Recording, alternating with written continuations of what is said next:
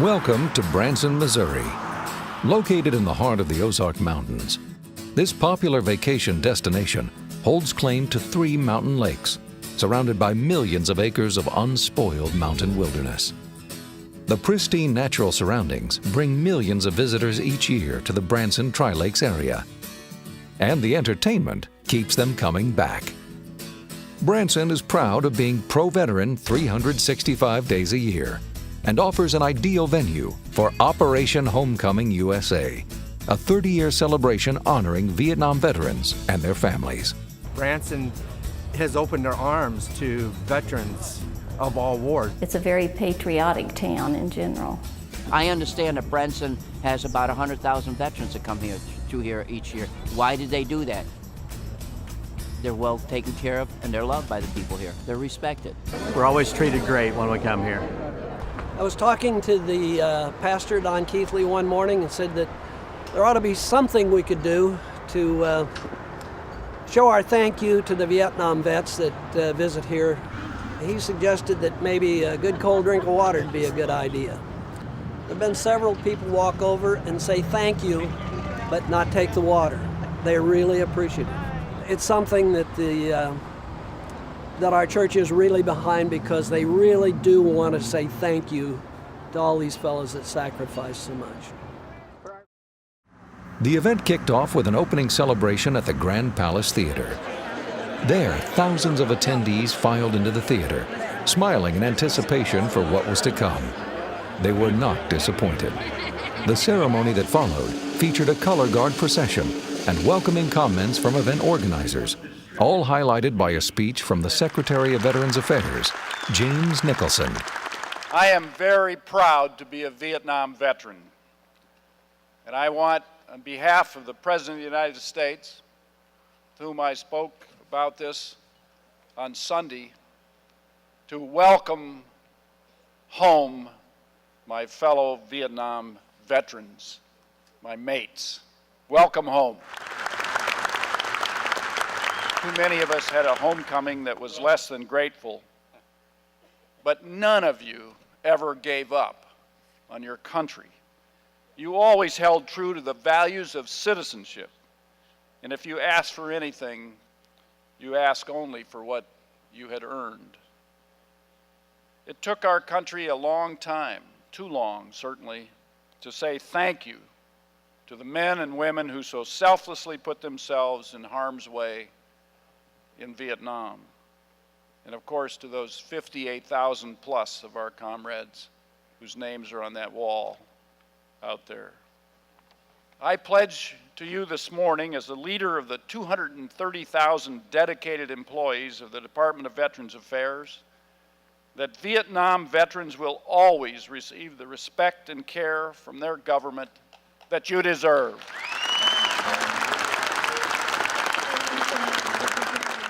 America is proud of you, Vietnam veterans, because you served in the righteous mission of freedom, because you brought honor to your uniform by believing in and fighting for a cause more dear than your own life.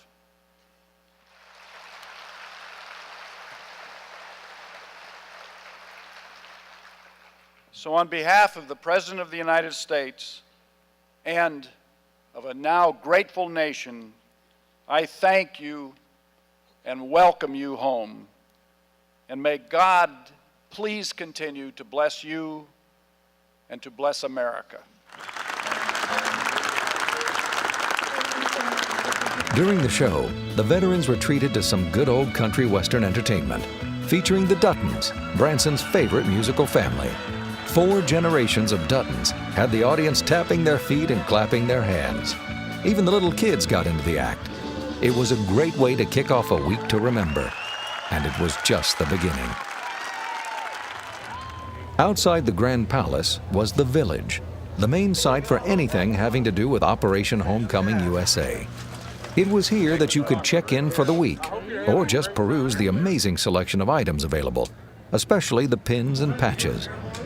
Pins and patches of every variety were on display, each one carrying a message to whoever saw it. A message that said, I'm a Vietnam veteran and proud of it. The village was also the place where many Vietnam veterans could reunite with their old buddies, or even make some new ones. For some, it would be their first reunion. For others, it would be just one of many. But for all, it was an event not to be missed. The chance to laugh, to cry, to honor, to heal, and to really just remember was for many the true impact of the event. There was no question in my mind that I would do anything possible to assist in any way as a volunteer, helping to organize the project management team, etc. Because as a Vietnam vet, I wanted to be able to give back and do whatever I could do. One of the more emotional parts of this has been meeting people on the airplane coming here who were so emotional about the fact that somebody's actually doing this and that it reaches out nationally. You know, Vietnam may have been a long time ago, but you still have memories. And the opportunity to come to Branson, where they were going to celebrate with us, was an opportunity I wasn't going to miss. It's an honor to be here and to see my old buddies here and just reminisce about Vietnam and the homecoming that we're getting here. We enjoy the hell out of it. It's awesome. Branson's treating us real well. Really good, yeah. And there was much more to see and do at Operation Homecoming USA. During the week, twice a day, the Budweiser Clydesdales would hitch up and take a few laps around the village. Formally introduced to Anheuser-Busch in 1933, these gentle giants had been goodwill ambassadors for the company ever since. And Budweiser continued the goodwill at their nearby exhibit called Here's to the Heroes Tour 2005. This interactive display featured a mobile recording studio where visitors could record messages of support for the U.S. troops overseas. The patrons also enjoyed a rare flyover from a B-2 stealth bomber out of Whiteman Air Force Base in Missouri. This state-of-the-art aircraft treated onlookers with 2 high-speed, low-flying passes over the Grand Palace. The Point Royale Golf Resort was home to the event's golf tournament. 144 vets paired up for a hopeful day of long drives and short putts. The highlight of the tournament was a long drive display put on by Bill Draghi and Bobby Fernader, where each champion would hit a drive for the player. These 2 bombers were consistently putting the ball on a green 350 yards away. Thank you very much. The unwanted hooks from the golf tournament gave way to the needed hooks for the event's bass fishing tournament. 140 vets braved the rainy weather for a chance to catch the elusive big one. Launching from the marina at the Kimberling Inn Resort, 76 area anglers donated their time and boats to help out during the event. The top catch of the day was a 5 1/4 pound largemouth bass worth $750. The once-in-a-lifetime experience to ride in a Huey helicopter was offered by the Sky Soldiers Combat Airshow team. After signing in, groups of 10 were sent to a waiting area where they were given safety briefings before heading out to the landing zone. With rotor blades thundering in the distance, many began to relive their Vietnam experience as soon as they crossed the ropes. Definitely going to be sort of a flashback. Of course, you know, every time you hear the sound, you never forget that sound. It just gives you goosebumps. I mean, it just instantly reminds you of Vietnam. I was in Vietnam from 1967 to 1968. Came home right after the Tet Offensive in 1968. That's the last time I've been on a helicopter. I can still remember the climbing in and out and having to jump out a pretty good ways up in the air, and the rucksack driving you in the ground. This type of helicopter you can pick up from miles away, and you can actually distinguish every helicopter that's in the air. It would have been about December of '69 the last time I rode one.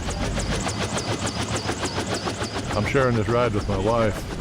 Hopefully, with her riding with me, it'll kind of refocus my feelings about Vietnam, and she can share the experience.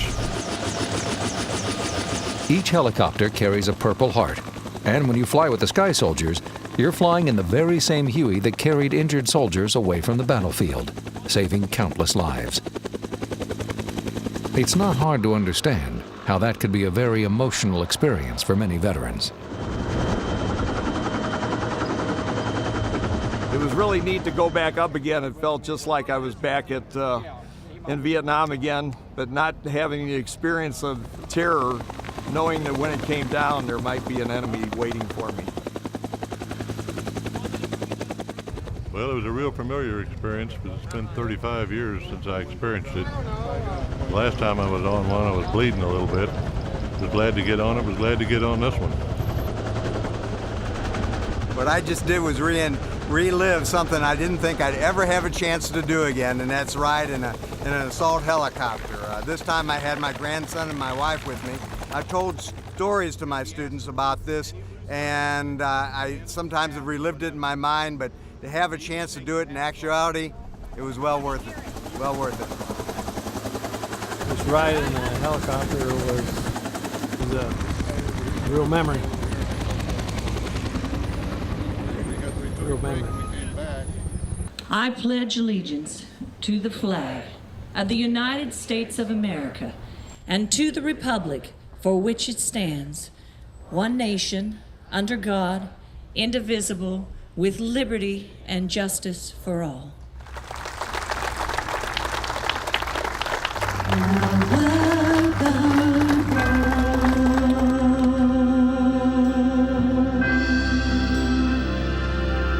Each morning, veterans and their families gathered for a memorial service and prayer. For many, this was a time to remember those lost and bring closure to a 30-year wound that never healed. For every young man and woman who went to Vietnam, they made themselves an offering, a sacrifice, and placed themselves on the altar. This wall behind us recommends those whose sacrifice was called while they were there. One of those men, Bill Snyder, looked at me lying on the ground in the kill zone, being shot at by a machine gun every time I twitched. From the shelter about 12 feet away, he looked into my eye, and his look said goodbye, and then he threw himself between me and the enemy and gave his life that I could live. This is a wall that it's living, it's breathing. It's not these people here aren't dead. Those 58,000 people still live, they breathe, and their heart's still beating here. The Dignity Wall is a 3/4 scale replica of the Vietnam Memorial in Washington, D.C., and gives veterans a chance to pay tribute to over 58,000 fallen comrades. The exhibit crisscrosses the country each year, allowing millions of visitors to reach out and etch the names of friends and family that never made the return voyage.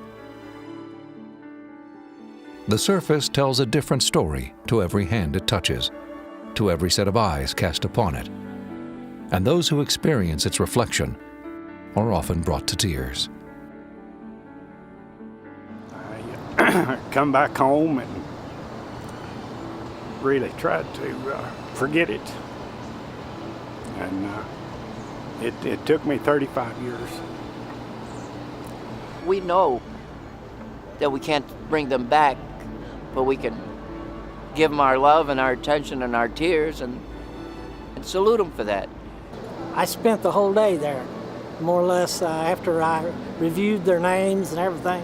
I just wanted some quiet time and peace and just, bring back some memories. Hard to remember names. It's hard to remember a lot of what happened over there. And you have dreams about it, nightmares about it. But at the same time, you kind of like to vividly remember some of the good things. I think the nation now has realized, that, hey, if it wasn't for the veteran, we wouldn't be where we're at today. We're able to travel from state to state, do what we want, eat where we want, because of these people on this wall.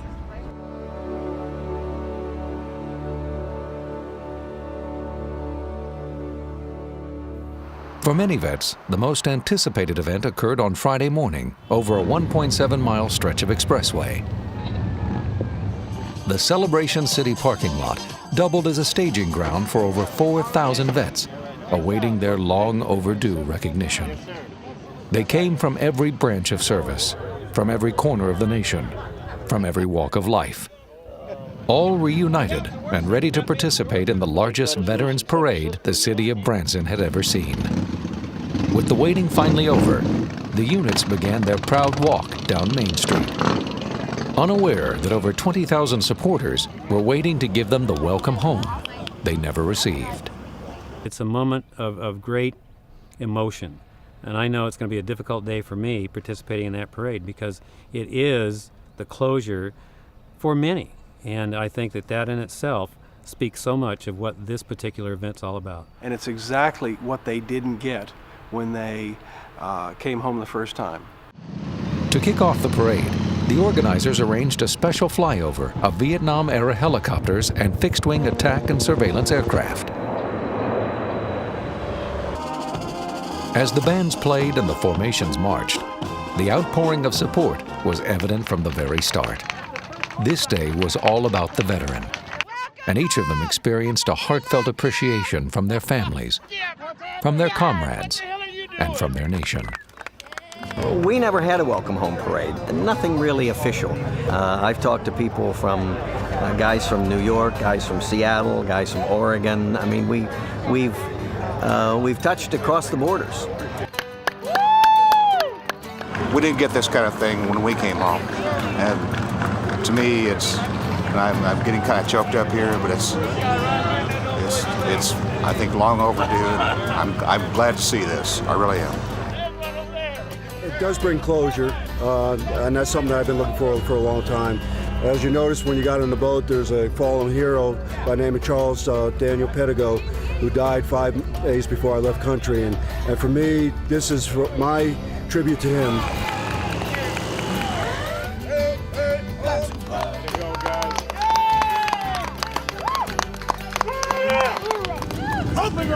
I think what moved me the most was when my unit came over the hill and I got a chance to see, because I couldn't find them all week here, and finally I seen them. I walked out there and I shook their hands and welcomed them.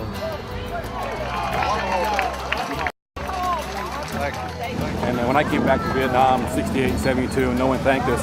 When I came back through Baltimore in 2003 after the Iraq War, everybody was thanking us, so there's a huge difference. So that's why the veterans really appreciate this parade.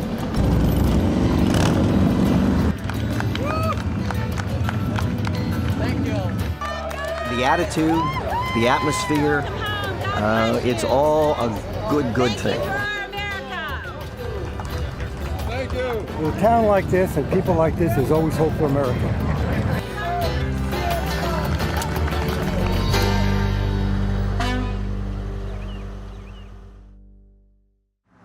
As the patrons marched towards the Grand Palace, the team from Multi-Image Productions was busy preparing for the American Spirit Awards, an event honoring those whose service and dedication to the veteran has gone well above and beyond the call of duty.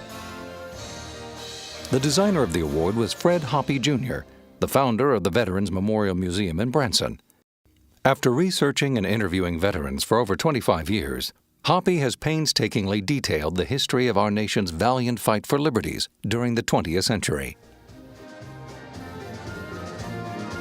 With showtime quickly approaching, the team rehearses the more technical aspects of the program, including sound checks, speaker introductions, and a color guard procession featuring each branch of the military.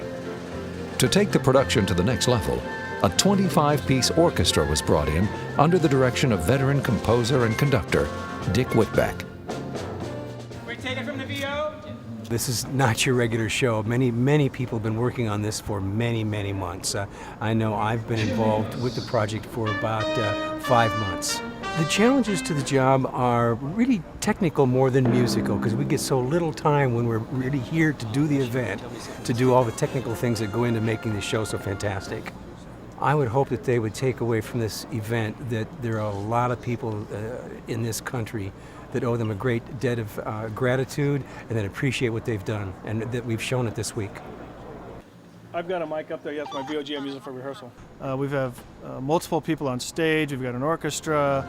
We've got 4 or 5 different singers. We've got color guards from all 5 branches of the military.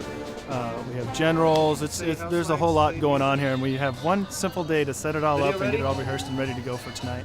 Please welcome Yakov Smirnov. This show is for the veterans who fought for us in the 60s and the 70s. So all of our emotions as people putting on the show, working on the show, our technicians, everybody involved, we're all putting a little bit of our heart and soul into it as well. As the rehearsals ended, the patrons began filing into the Grand Palace. The young and old gathered to share and compare stories before entering the 4,000-seat theater. With tickets torn, programs in hand, and last-minute photos taken, a night to remember began as the curtain rose.